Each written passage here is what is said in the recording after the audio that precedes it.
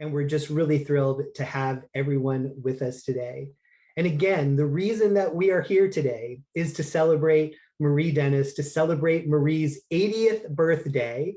And while I assume that most of you who have gathered here know Marie and know Marie well, I did just want to start off with a little bit of a quick overview of just some of the things that Marie has been involved in during the course of her life and her career. Many of y'all know that Marie is involved with Pax Christi International and has really been the founding voice, the engine behind the Catholic Nonviolence Initiative. She's Pax Christi USA's 2022 Teacher of Peace. We just celebrated with her a few weeks ago in DC, which was just an incredible experience. She's the former chairperson of the Pax Christi USA National Council, and she served as the director of the Maryknoll Office for Global Concerns through 2012. Marie holds a master's degree in moral theology from Washington Theological Union, honorary doctorates from Trinity University and Alvernia. And as many of you are aware, and I'm sure you have read some of her books, she is author or co-author of several books, including Oscar Romero, Reflections on His Life and Writings, and the books that have been foundational to the work around the Catholic Nonviolence Initiative, including Choosing Peace, which I'm glad to say, Marie, somebody bought 12 copies of today on Pax Christi USA's store. So someone is doing a book group around that right now. Marie has visited many parts of the world, including countries in conflict for Maryknoll and Pax Christi International, including Jordan, Palestine, Egypt, Colombia, Croatia, Sudan, Iraq, Honduras, and Haiti. She's participated in peace delegations to places like Afghanistan, Israel, Palestine, El Salvador, and Guatemala, and has served as an election observer in Zimbabwe, Mexico, and Haiti. Marie serves on the steering committee of the Catholic Peacebuilding Network, and she's been a contributing editor to Sojourners magazine. She's previously served on the White House Task Force on Global Poverty and Development, and she's been on advisory committees for places like Orbis Book or the National Board of Just Faith Ministry and Sojourners, the Jubilee USA Network, and so many other organizations. As a lay woman and a mother of 6 and a grandmother, I think that she may be most proud of being one of the founding members of the CC community in Washington, DC, an intentional community of lay men and women, religious and priests living in 2 inner city row houses and dedicated to simplicity of life and to social change. She's also just my great friend and one of my mentors. And again, I'm so glad that we could gather together today to celebrate Marie's birthday, to hear from some of the other giants of peace and justice work within the context of the faith-based peace and justice movement. When Marie has a birthday and we put the call out, it's the giants who show up to address us, people like Simone and Jim and Wamuyu from Pax Christi International who are with us today. So again, we welcome you to this space. We welcome you to this celebration. And I want you to know that over the course of our time together, if you want to use the chat box to send notes of congratulations or to make comments, please do so. One of the nice things about doing these kinds of things over Zoom is that we have the opportunity to be interactive. And even though we'll be hearing from some particular speakers, please, if you've got memories of Marie that you want to share, if you want to send out well wishes or birthday wishes to her, you can do that in the chat. So to start us off today, we're really excited to have with us Sister Wamuyu Wachira, who shares the presidency of Pax Christi International with French Bishop Marc Stanger. She is an IBVM Sister of Loreto from Kenya, and she teaches in the Peace and Conflict Studies program at St. Paul's University in Nairobi. Wamuyu's PhD research was on the experiences of violence in Kenyan schools. She's on the executive committee of Pax Christi's Catholic Nonviolence Initiative and has been providing nonviolence training for sisters in East Africa. She is truly a transformative presence within our church. And again, we're so excited to have with us, starting us off in prayer, Sister Wamuyu. Wamuyu, it's all yours. Thank you, Johnny. Let us pray. My dear sisters and brothers, let us pray that the peace of Christ rules in our hearts so that we renounce all forms of violence. May God help us to be builders of the human community, where the power of love overcomes hate, where we have the vision and the faith to believe in a world free from injustice. We pray in thanksgiving for the work of Pax Christi International in its commitment to gospel nonviolence and to work globally to promote just peace. We pray that we open our hearts and minds to the witness of hope, especially in today's broken world. Let us welcome a new spirituality where we live in the hope that we as peacemakers can create for our sisters and brothers a new song of peace and justice, a new dance for humanity where love, trust, kindness, faith, nonviolence, community, and the sacredness of each individual have an eternal home. We make this prayer in the name of the non-violent Jesus, who modeled for us to never give up on the struggle, but to live with hope for God's kingdom to come. Amen. Thank you so much, Wamuyu. Those were beautiful words. And again, fitting in so well with our theme today and with this celebration of Marie, who in many ways embodies some of those values that you talk about within that prayer. Thank you so much, Wamuyu. Again, I mentioned that we are really graced to have some extraordinary voices with us today. And I know for myself, as someone who has been involved with Pax Christi USA for 30 years, not 50 years, not quite that old, but for the last 30 years, we know within Pax Christi, we know in the Catholic peace and justice world, how it is that women religious are really the backbone of the Catholic peace and justice work that takes place here in the United States and around the world. Women like Wamuyu and women like our next speaker.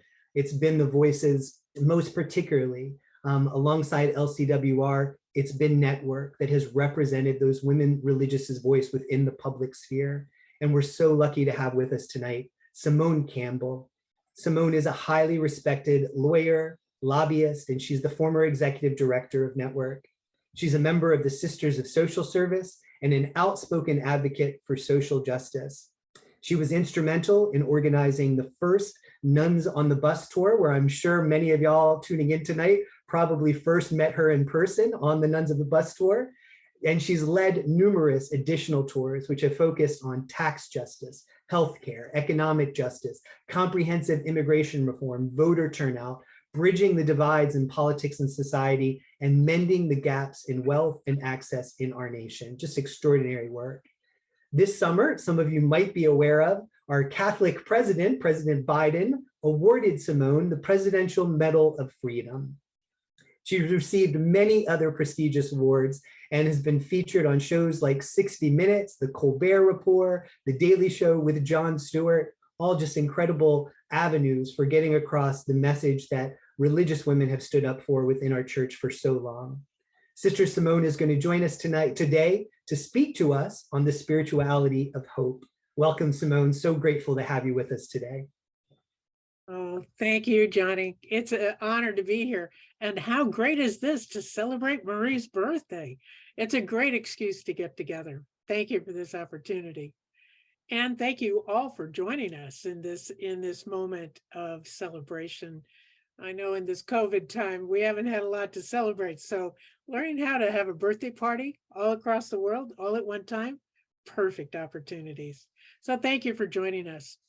And I was intrigued by this idea to talk about the spirituality of hope.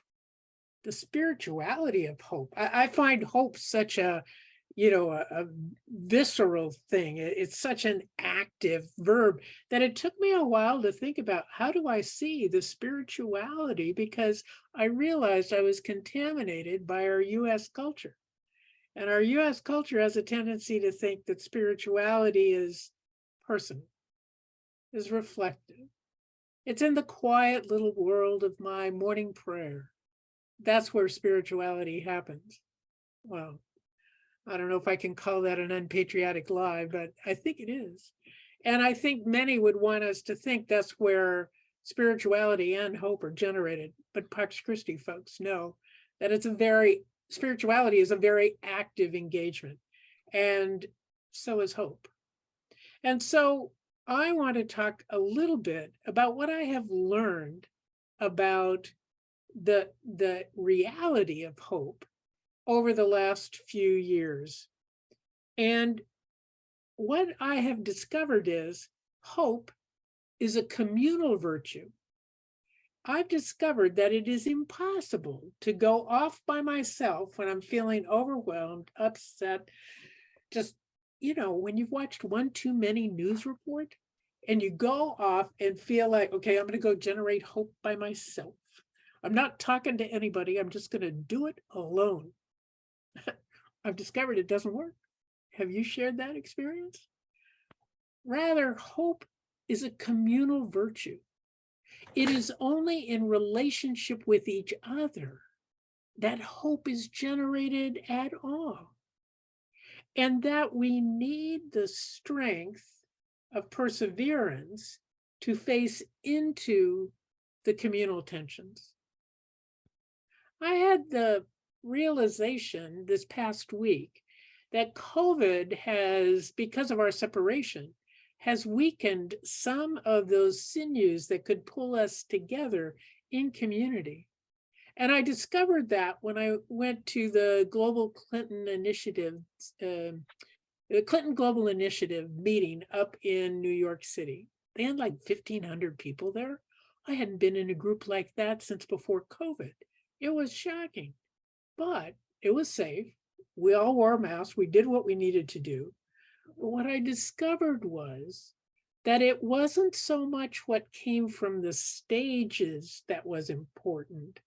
It was what the conversations that existed in the small groups around those conferences, just before the session, just after, over a meal. It was in that creation of community and insight that hope was, for me, fluffed up, generated, really reinvigorated. And it got me thinking how critical relationships are to generating hope. It is only together that we can experience hope. And how fabulous to celebrate a birthday and discover this. But one of the women that struck me the most, well, I don't know, struck me the most, but it fit here, was I met this couple of women from Rwanda and got to talk to one of them at length. And she was working in a health program in Rwanda. And she was about the third or fourth person I had met who was working in Rwanda. And I was really surprised because my image of Rwanda still was with the consequence of the genocide. And as I talked to her, I was so distraught by that violence, the history of violence. I said to her, how do you work with that background history?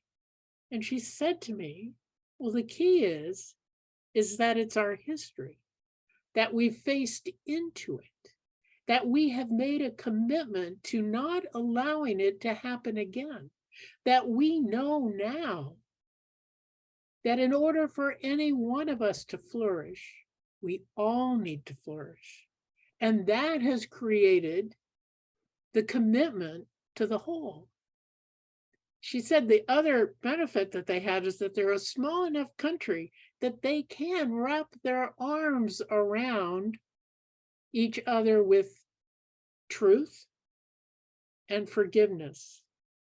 It was that when she said truth and forgiveness, I was so struck by the reality that she was able to articulate for her society that truth and hope can go together, even after the anguish of genocide.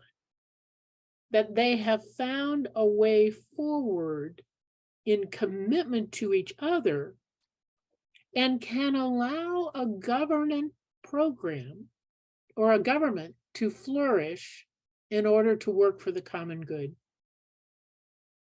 Now, Pax Christi, I think this is a great image for all of the work that you all do, and certainly for what Marie has done. And that is to face into truth, to walk towards trouble, to walk towards violence at times, to walk towards conflict, to not be deterred by what seems impossible, but rather in walking together, facing forward, being connected, we can indeed wrap our arms around each other and commit to truth, reconciliation, and caring for the whole. For me, that's the essence of a spirituality of the whole, a spirituality of hope, that we would do this in face of reality. We're not Pollyannas, that's for sure. We certainly know what the problems are.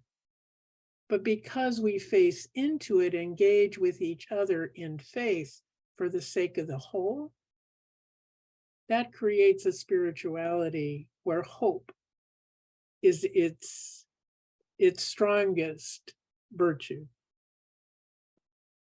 It's also led me to realize that hope is an incarnational virtue. It is not a theory. It is not disconnected. It's not like, oh yes, I was in prayer and I envisioned hope and it was ethereal. No. To be real, hope is incarnational. It is in our bodies. And as this incarnational truth, this incarnational virtue, we can tell when it's present by a couple of actions I'd like to recommend to you, good Pax Christi folks. And the first is holy curiosity. I recommend that as a way to express your hope. Holy curiosity, wanting to know other perspectives, engaging in conversation, even with those who disagree with us. Right now in the United States, we have some huge divisions. My current project is I'm working on trying to generate holy curiosity, talking to conservatives, talking to folks who disagree with me, but all to learn how do we view the same situation. Holy curiosity embodies my hope, embodies our hope, and moves us towards encounter, which Pope Francis calls us to. After holy curiosity, after we've learned something new, then I would urge that our hope express itself with sacred gossip. Just like I'm telling you about the woman I met from Rwanda. Tell the stories of the people that you meet who generate, who liberate your hope. We are required to share this incarnational reality because we are embodied in this moment with a mandate to speak out in a troubled world. And when it comes to speaking out in our troubled world, hope can get sort of steamrolled by the size of the challenges we're facing. But here's where faith becomes the other important incarnational virtue. It becomes important because we don't have to do it all. We just have to do our part. Do the part you're given to play and act on it.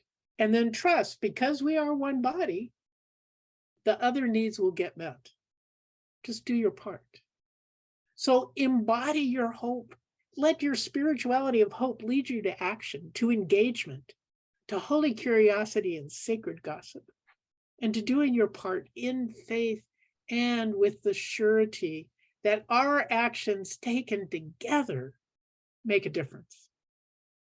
And as a birthday present for Maureen, we can laud her for the way she has embodied hope all these years, while she has engaged challenging situations where I'm sure there were days where she was thinking about giving up, but it was the community, I would bet, kept her going. Certainly keeps me going. I think it keeps all of us going. So, spirituality of hope, it's not ethereal. It's very engaged in our bodies, where we hear stories, share the news, and then it becomes like on the road to Emmaus. Remember that story? Where these two disciples were walking along the road and they were all upset because Jesus had been killed and what was going on, and life was terrible. And I think today they would be saying, well, how we've got a war in Ukraine and we've got threats of nuclear war. We've got all this and all that and all this terrible stuff. Didn't you know all the horrible things were going on? And Jesus then explains the truth. And they recognized him in the breaking of the bread. Let us break the bread of our lives. Let us embody the hope that we need in this moment. And let us know the community in depth that is the answer to what our needs are in this moment. And Marie, happy birthday. Thank you for being a witness to us of a spirituality of hope that gives life at every moment. Thank you.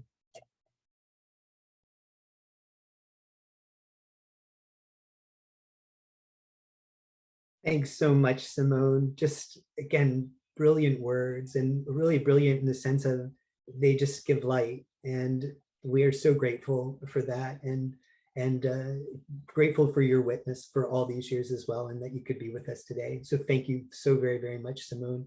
Again, glad to have you here tonight and sharing those words with us.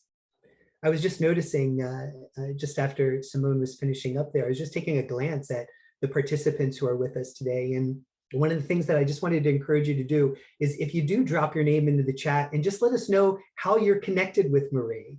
One of the beautiful things about celebrating somebody like Marie is that, in essence, we're celebrating all the different communities that they're a part of too. And I was just glancing over some of the participants, you know, the Ken Buddigan and Pat Gaffney and others from the Catholic Nonviolence Initiative who are here to join in this work with Marie. And I was looking and seeing some of my colleagues from Pax Christi International. Pascal from the DR Congo is with us today, as well as Gret and Claudette Worley, the current and the past Secretary Generals of Pax Christi International. So many other folks from the Pax Christi International UN team, like Mary Jelinek and Beth Begley I see on here.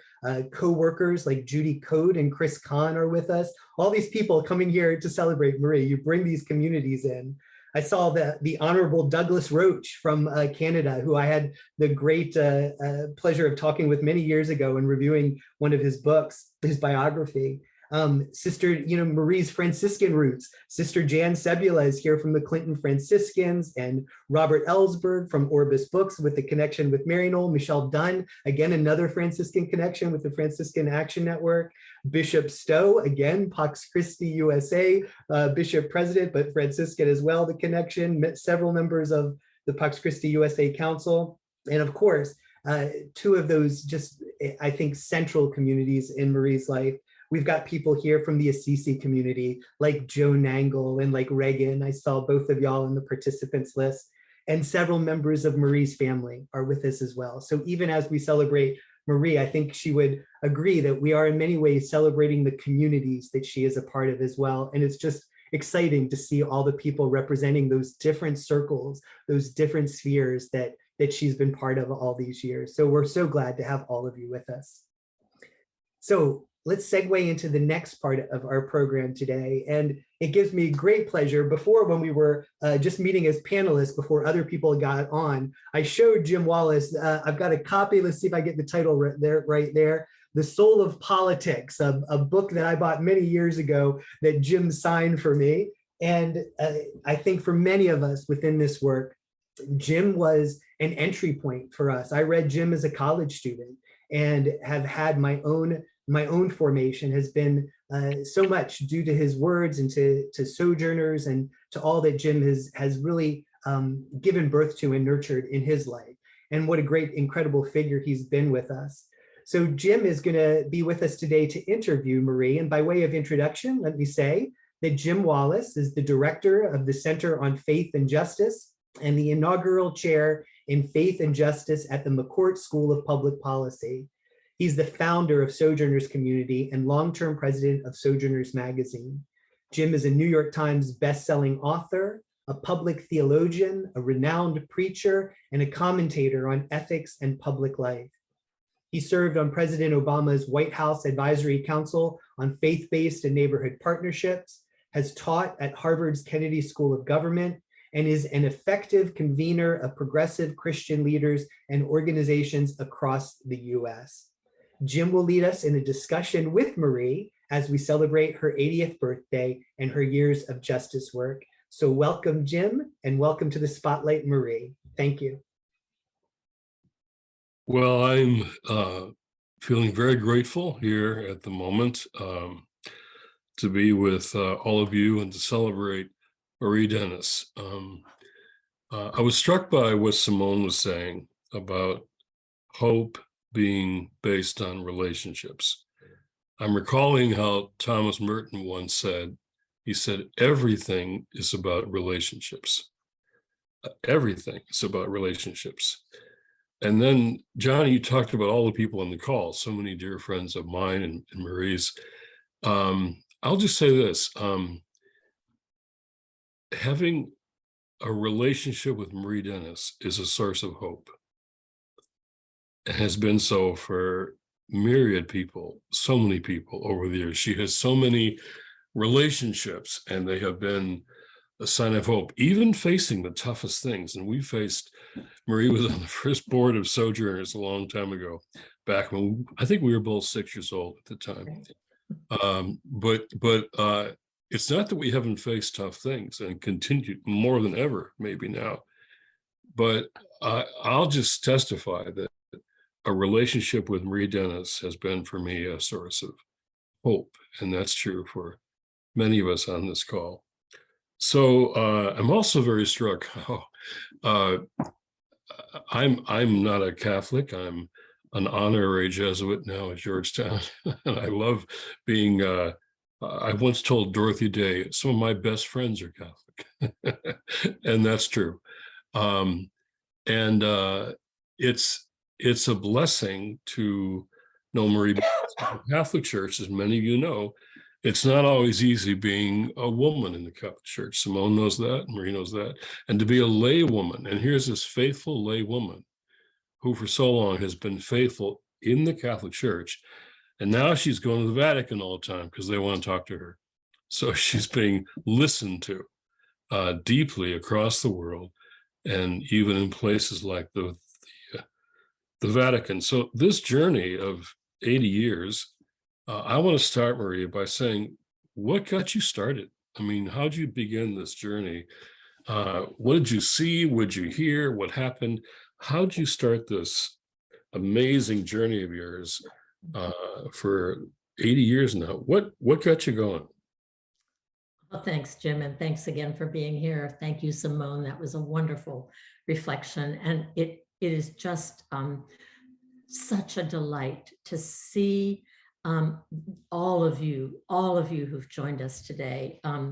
Thank you, Johnny, for pointing out some of those who are on the webinar, and because in reality, so many of you were part of what started me on this journey. I think it was community. It was community engaging in the years right after the Second Vatican Council with the message of the council that said, it is no longer just about Jesus and me that we need to be concerned, but about the reality of the world in which we're living. And so to unpack that in the context of a really wonderful community, the Pax community still existing in Northern Virginia, and then to have the gift sort of on that, within those relationships of being introduced to, I remember somebody handed me Gustavo Gutierrez's book on liberation theology. I was particularly affected by, maybe by the Black Power movement, almost as much as by the Civil Rights movement. Partly my consciousness was I was more awake, I think, later in the Civil Rights movement than I was early on. The grape and lettuce boycotts of the United Farm Workers of America, I still can't eat iceberg lettuce or grapes without thinking about the United Farm Workers.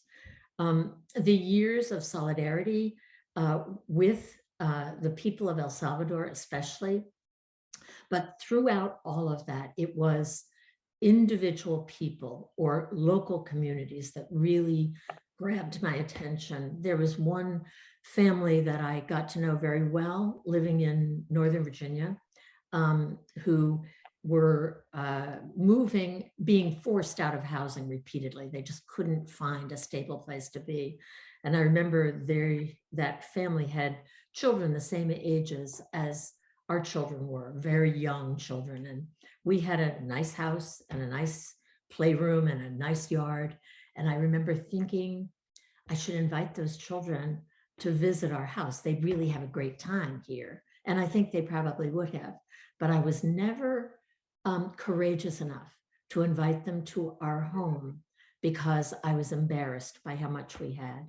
And I began to think about the gap that existed between our way of life and the way of life of so many people, close neighbors and people around the world. And that really drove me into action. What could I possibly do as a white middle-class North American Catholic Christian to address the structural reasons for the poverty and violence in our world? It was encounters with individual people and community that really got me started. So what strikes me there, and for all those who are listening here, wasn't just ideas. Reading books like Gustavo's was important, but it was people, particular people, relationships again, that you encountered that had you rethink what it meant to be a good Catholic girl, good Catholic kid, good Catholic growing up in this country. Because the route you have taken is what John Lewis calls good trouble. You have found a different path, but it sounds like it's come from those relationships. Now, you have been somebody that I've been so impressed with for so long, who doesn't just preach the gospel of nonviolence, but does live it. You do live it here and around the world. I've been struck by, you describe nonviolence as something more than the word pacifism. And pacifism is often used by our enemies to say we're just passive. I actually don't like the word. It sounds passive. And pacifism is a way to write off people like us. But you think there's a difference, that nonviolence is deeper than and more than just the normal perceptions of pacifism. How is nonviolence different? I think what you said is important, Jim, that often pacifism is misunderstood. To start with, pacifism and passivity are two very different words, and they're not the same thing. Pacifism is not passive, but it is true, I think, that and there are many different approaches to pacifism, but what is most often understood as pacifism is an inspiring ethical stance by which a person absolutely rejects violence and war. Clear, very inspiring, usually a personal stance that someone comes to for whatever reason. The nonviolence that the Catholic Nonviolence Initiative is promoting is very active nonviolence. It's a nonviolence that imitates Jesus' way of life, but that is also challenged and shaped by the history and the contemporary experience of those who are on the receiving end of war and racism and neglect and planetary destruction and all the forms of violence that are multitude in our world right now. It's not just not violent, this nonviolence. It is a muscular and actively engaged way of preventing or interrupting violence that is embedded in our culture.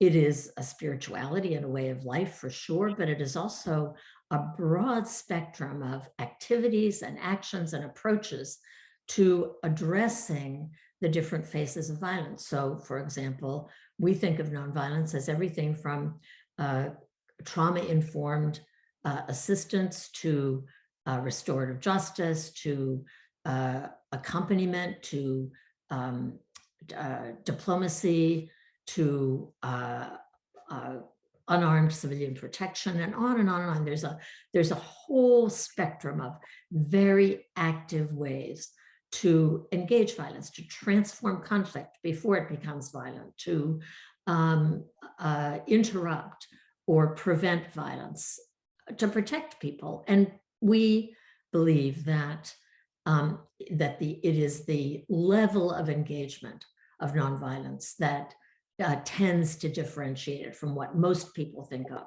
as pacifism. Of course, there are many pacifists who are very, very engaged in promoting nonviolent ways of responding to violence. But we think too often people hear nonviolence and think passivity or think just don't be violent. And it is so much more than that.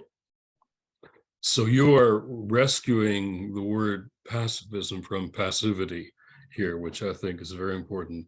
I like what you say about nonviolence not just being what we aren't, or as people say, people who believe in nonviolence or pacifists, they're mostly known for what they're against. Mm-hmm.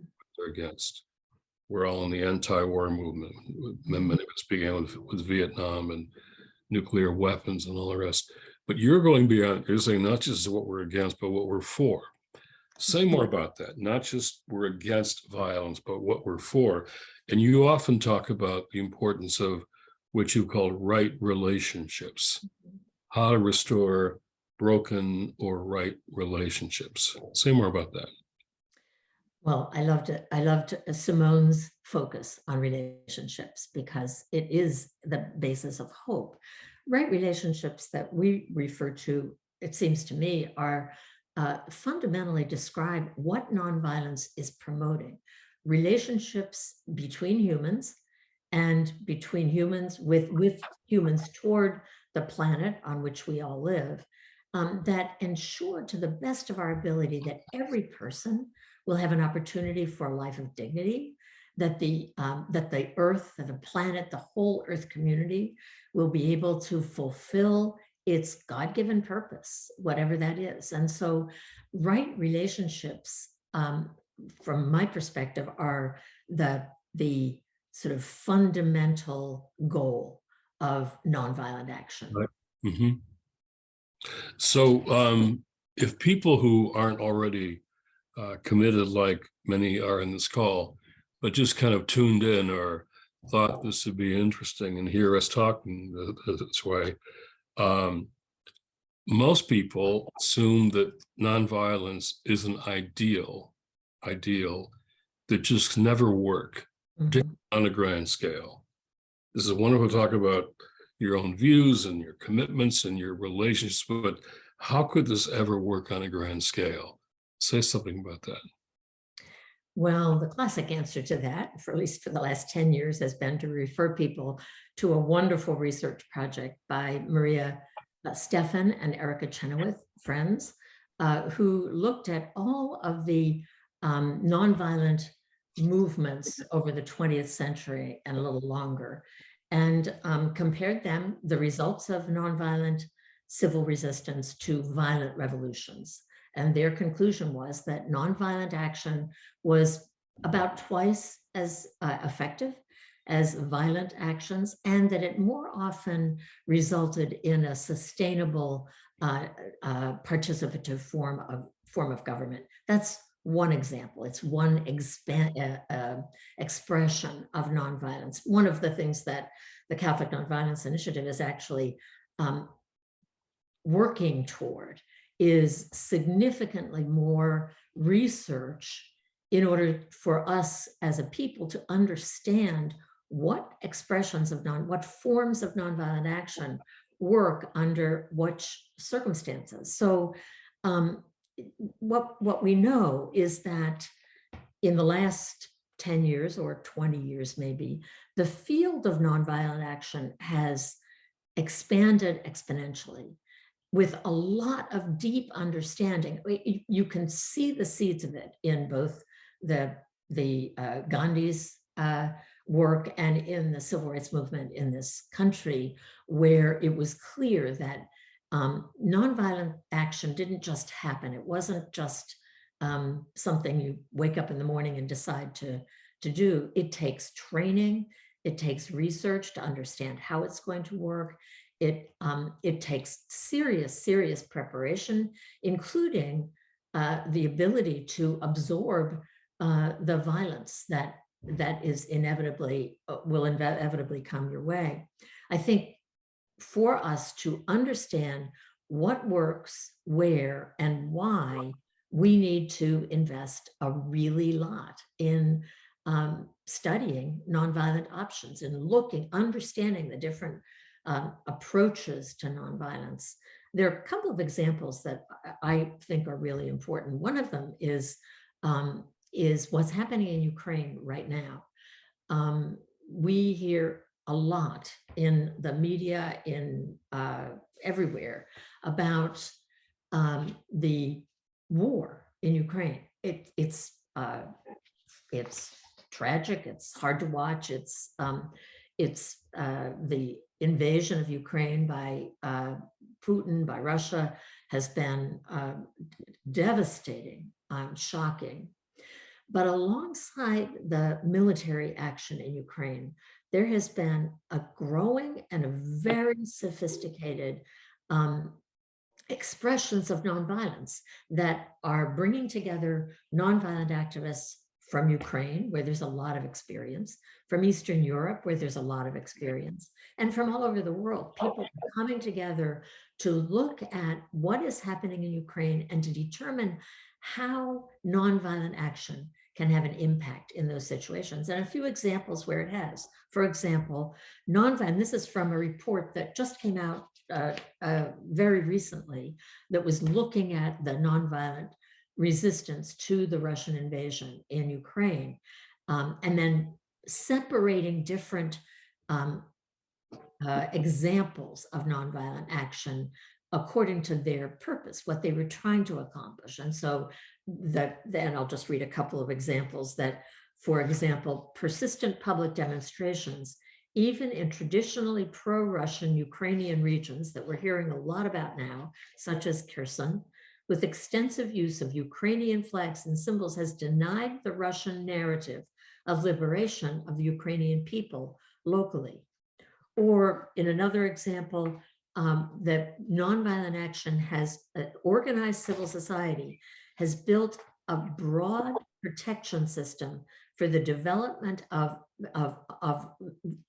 routes for evacuation, transport and relocation of the population, and on, for bringing in essential supplies, and on. Those sorts of nonviolent actions are not what we hear about in Ukraine because we're worried about the big picture, but they are essential in shaping both building the resilience of the Ukrainian people and preparing them for dealing with the post-war era. There's a lot of emphasis on trauma healing, on training young people in nonviolent resistance and so on. So that's one example. And the other example that is, to me, a great instance of how we need to approach situations of terrible violence and step back, come together in community, and imagine how nonviolent action could make a difference in a particular situation. So just in the last couple of days, we received a message from the organizer of Pax Christi International's work in the Great Lakes region of Africa, and where there has been a great deal of training of young people in nonviolence, understanding how to build the capacity for nonviolence as a way of life, as well as and also a tactic for engaging in violent situations. There's been training of sisters as well across that region. But what we heard just this week was that the Pax Christi in the Great Lakes region of Africa is bringing together a meeting of 100 young people who all belong to peace clubs from Rwanda, Burundi, and the DR Congo for a 3-day workshop to reflect on what strategies they might have picked up in their training that could be useful in preventing young people from being manipulated into joining the militias that are recruiting young people all the time, how to be peacemakers, how to not give in to violence, how to practice the methods of active nonviolence in a very particular situation in the eastern part of the DR Congo that is extremely violent. I think it just lifts up for me again the fact that nonviolence there may not always be a nonviolent answer to every situation immediately ready. But if we don't start investing in learning how nonviolence works and how it can make a difference in particular contexts, in many different contexts around the world, we will always be left with the only answer is to resort to arms. So nonviolence can be extremely effective. It's also not 100% effective, and we need to look with reality at that. But neither is violence. And violence is leaving us with, what is it? If all we have is war, we will be left with nothing in the end. So nonviolence is actually both effective, and we're learning what it means for nonviolence to be more effective day by day. I'm really struck by when you say studies have shown, and many of us have seen these studies, that nonviolence or nonviolent direct action has been more effective in history in producing better results in democratic societies. Most people don't know that. Most people don't know that. They've never heard that. Everything is about war, what wars accomplish and who wins and who loses. The other thing that strikes me is you always talked about how this must be practical and not just ideological. You just named some practical things. And when you told me about all the work being done around the nonviolent initiative around the world, it's not often war and peace. It's situations of violence that people are learning how to resolve, how to address, how to deal with. How do we make this a more practical conversation than war versus pacifism? And how do we admit what you just did at the end, which would surprise some people? There's not always an easy nonviolent answer or situation. I've heard you say, for example, that you think the Ukrainian people have the right to defend themselves. And that would be kind of scandalous for many in the nonviolent world, but people are trying to, with the best ways they know, or the only ways that they know. And you're talking about how in the Ukraine, even things are going on alongside the war that contribute to resolving, changing narratives, resolving conflicts, and preparing for a post-war Ukraine. So I like the practical and the humility of saying there's not always an easy nonviolent solution. Yeah, thank you, Jim. I mean, I think it is really important. And there are two things that I would like to add to that. One is that I do believe that, for example, in Ukraine, the people of Ukraine have a right to defend themselves. The question we have to answer is how? How? What resources do they have to respond to the kind of invasion that they've experienced? And right now, the world has failed to invest sufficiently in building the capacity to imagine another way of dealing with that kind of crisis. And it's you know, part of it has to do with looking at root causes 20 years ago, but it also, even now, how do we scale up and build our capacity? The other point that you made is really important, which is violence. We are so used to thinking about violence as direct violence, killing, physical violence. But the reality is that a great deal of the violence that the world is facing is structural, systemic violence. It's cultural violence. It's gender violence. It's all different kinds of its environmental and ecological violence. There are so many different ways that our ways of organizing our societies, our ways of living, and on, are violent against other people. So I believe, for example, that in the United States, that racism is the most virulent expression of violence that is in front of us, and yet we are so fixed. There are terrible direct expressions of violence, gun violence, and murder and so on are terrible, but there is so much structural and systemic violence that often results in direct violence that we need to do our homework, I think, a lot on what does violence look like in the world in which I'm standing. So to confront systemic violence like racism, we almost need to explore what systemic nonviolence means. Right. or as I'm hearing you talk about this, how gospel nonviolence should be bold, practical, and humble at the same time, which means we need a kind of a training and a teaching that we're not doing now, right? Oh yeah, we need training and teaching. We need research. We need we're trying to get every Catholic university in the world to invest in both teaching nonviolence, yes, in peace studies curricula, but not just in peace studies curricula, across the curriculum of the university. How do we, as business people, recognize the violence done by our practices sometimes, and what do we do about it, and on and on. And we're trying to get universities to do research into critical questions about what does nonviolence, what works when and where, and how, what kind of training do we need to make it work, and so on. So that whole piece of education we believe needs to be built into the Catholic university programs, into seminary programs, into religious education programs at a parish level, and on and on. So it's got to be everywhere.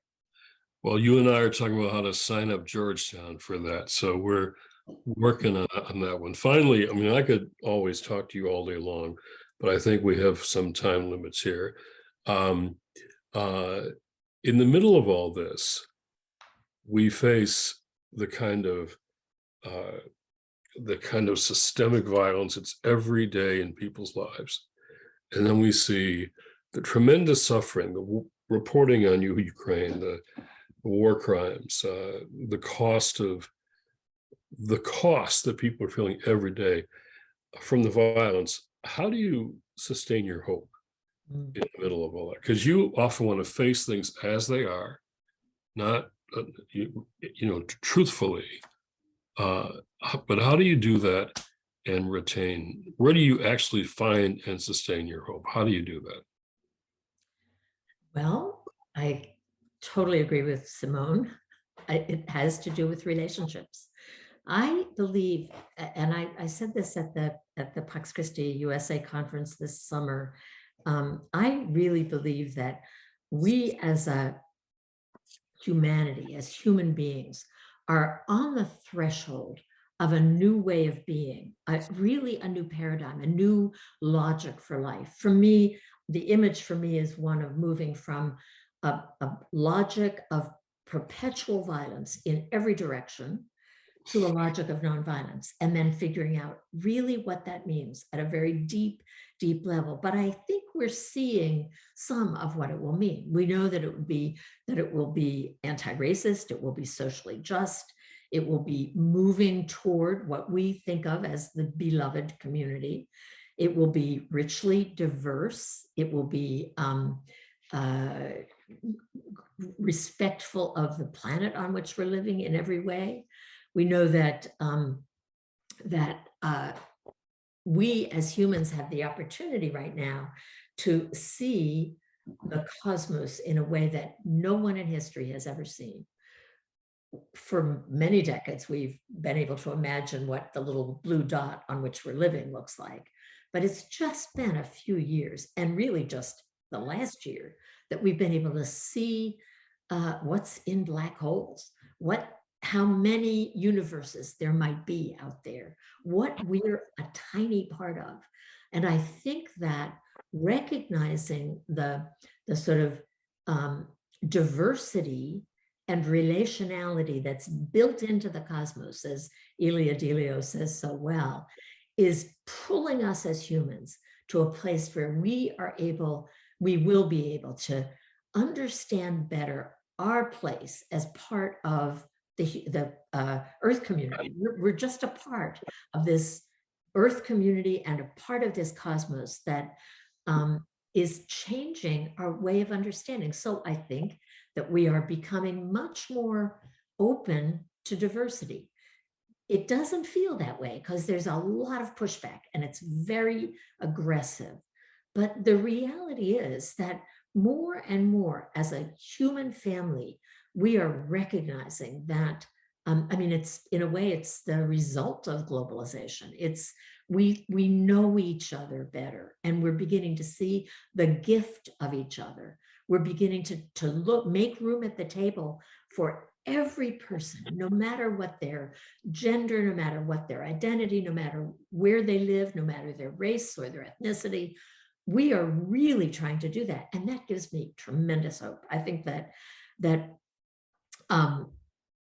we're more and more moving in that direction. And I think it's evident, and I said this last summer too, by the pushback that we're getting. I think that the ferocious divide in US society right now and beyond is in part because there is such amazing work going on that is just brilliant work to root out systemic racism and voter suppression and structural injustice, to end the death penalty and mass incarceration, to redress centuries of oppression against indigenous communities. The brilliance of indigenous communities organizing around the world is so hopeful, and on and on. I just think there is great work going on by a lot of the people who are together today to celebrate, and that is really what gives me hope. I think it's very real, and it's going to move us into the future in a positive way. Well, what you have been doing your whole life, and now in a fresh way with the Catholic Nonviolence Initiative, is answering the bumper sticker that we all put in our cars: war is not the answer. Yeah. What is? We have to say, if war is not the answer, what is the answer to the violence you face every day? So I'm very grateful to you for all these years of faithfully doing that, and for now in a fresh way, defining that in ways that could find a way to move forward now in the different way you're talking about. So happy birthday, Marie. We're all grateful and blessed by you, and let's keep going. Thank you, Jim. Thanks so much, Jim and Marie. Jim, thanks for leading, a conversation that, again, speaks to the words that Simone put out there around the spirituality of hope. And Marie, of course, your witness is a witness to hope. And that's so evident in the exchange that you just had with Jim. And again, we're just so grateful for you and for your life and for your witness and this chance to celebrate you on your birthday. So Jim and Marie, thank you both very, very much. So folks, I also want to thank each of you. Again, looking at this incredible, all the evidence of the way that Marie's life is intertwined with the folks who have joined us, it gave me this image. In Pax Christi USA, for our 50th anniversary, we've been talking about weaving a lot. And the threads of Marie's life, her presence in various communities and in your lives, and the comments that you've put into the chat, they're woven together into this beautiful tapestry of Marie's life and witness. And we're just grateful for your participation in that way. I want to thank everybody who has attended today's special program on witnessing hope and nonviolence during our world's very troubled times. I think many of you know that I worked for a number of years at the international office in Brussels and got to see firsthand how it is that Pax Christi International has been a witness to these gospel-based values in really over 75 years now of its existence. Today, we have the privilege of learning about that extraordinary witness, the extraordinary witness of Pax Christi International as it intersects with Marie's life and her decades of work with Pax Christi and its initiatives, not only here in the US, but all around the world. So I just pray that Marie's witness to hope and nonviolence will inspire each of us who have gathered here today to stretch even a little further to witness to these values in our own lived experience, because our world desperately, desperately needs what we can offer.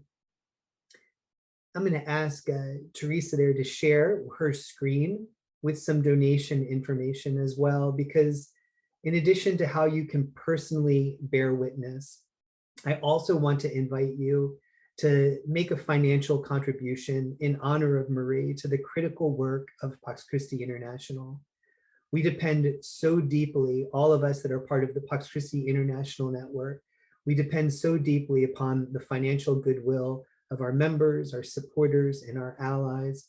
And I know all of you on this call fit one of those categories. So join me today in supporting this important work. If you can make a financial contribution to keep Pax Christi International's work of peacemaking, especially through nonviolence and hope, keep it alive in these troubled world and times, I encourage you to do so. The donation link is right there on the window on your computer. And I also believe that it's posted in the chat, a really quick link for people to be able to just click on and make their donations that way. Thanks, Teresa, for putting that in there. For those of you that want to act immediately, that live link is posted in the chat, or you can scan the QR code that's on your screen. Immediately after this event too, you'll receive an email message with all of the information clearly included, including how to give using a credit card or where to send a check. Again, it's really important for us here in the US and members of Pax Christi USA to recognize that we want to support specifically Pax Christi International today.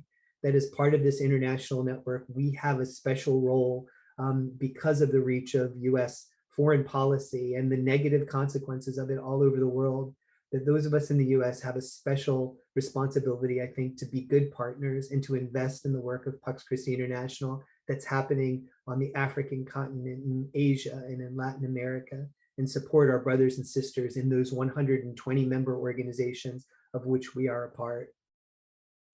So again, that information for donating is up on the screen.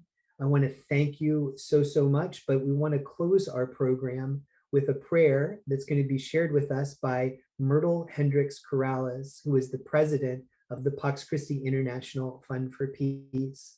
So Myrtle, I'll invite you to share our closing prayer. Our closing prayer is by Bishop Ken Lanier of Saginaw, Michigan. It speaks to the struggle and the hope for a just world.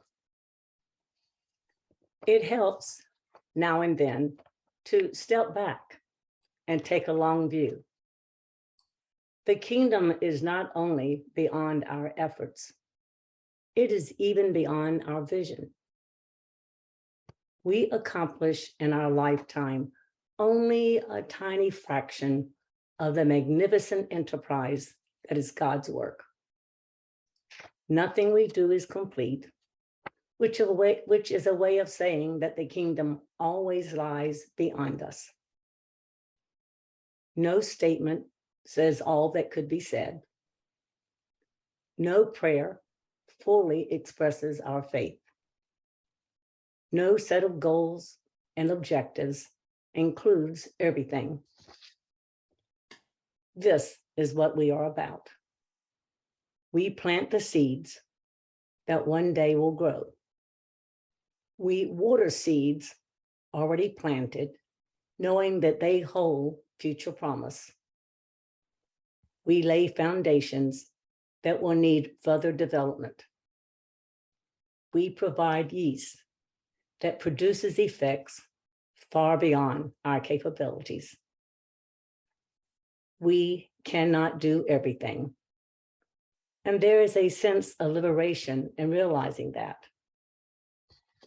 This enables us to do something and to do it very well. It may be incomplete, but it is a beginning, a step along the way, an opportunity for God's grace to enter and to do the rest. We may never see the end results, but that is the difference between the master builder and the worker. We are workers, not master builders. Disciples, not messiahs. We are prophets of a future that is not our own. We pray this in the name of our Creator, our Redeemer, and our Sanctifier. And we say, Amen. Amen. Thank you so much, Myrtle. Those were beautiful words and really apropos for our ending today. Bishop Ken Untner, a longtime Pax Christi bishop, and those were just perfect words for ending our time today. A special thanks, folks, to all the people who helped to bring this to us today. I want to call out Teresa DeVivo from the Pax Christi International office, who has been handling all of the tech behind the scenes, as well as all the work that the members of the board of the Pax Christi International Fund for Peace have done to make this possible today. So grateful to each of you and to Teresa and to all the folks who brought us into this space. Thanks everybody for joining us, and that officially brings to a close our event today. Happy birthday, Marie. Thank you so much. It was a wonderful celebration. Thank you.